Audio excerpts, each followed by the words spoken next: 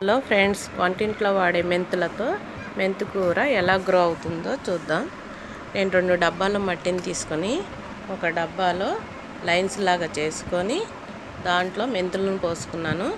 మెంతులను పోసుకొని దాని మట్టి దగ్గరికి అలా లాగానండి. దగ్గరికి చేసుకొని దానిపై నుంచి మట్టిని జల్లాను. ఒక లేయర్ మందం అలా ఒక లేయర్ మందం మట్టిని జల్లుకొని దానిపై నుంచి కొంచెం వాటర్ జల్లాను.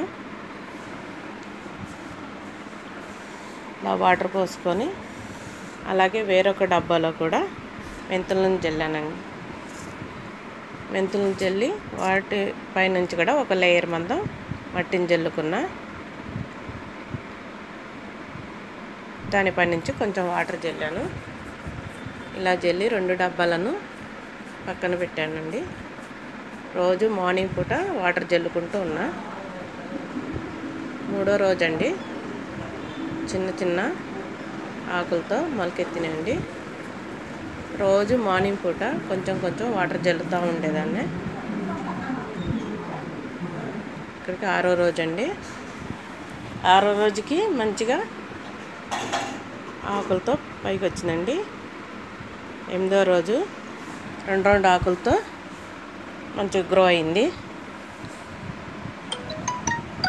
8th డే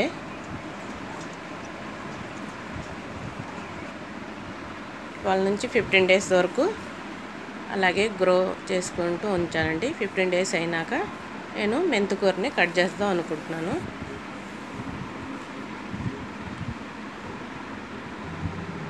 ఒక డబ్బాలో నుంచి మెంతికూరని పైకి తీసి ఆ ఏర్లను క్లీన్ చేసి వాటర్లో ఏర్లను కట్ చేస్తాను. కట్ చేసుకొని మొత్తం కూర అలాగే తీసుకొని ఒక ప్లేట్లోకి తీసుకున్నాను. చూడండి ఎంత అయిందో మెంతికూర. మీరు కూడా ఒకసారి ట్రై చేయండి. నచ్చితే లైక్ చేయండి, కామెంట్ చేయండి, షేర్ చేయండి. థ్యాంక్ యూ అండి.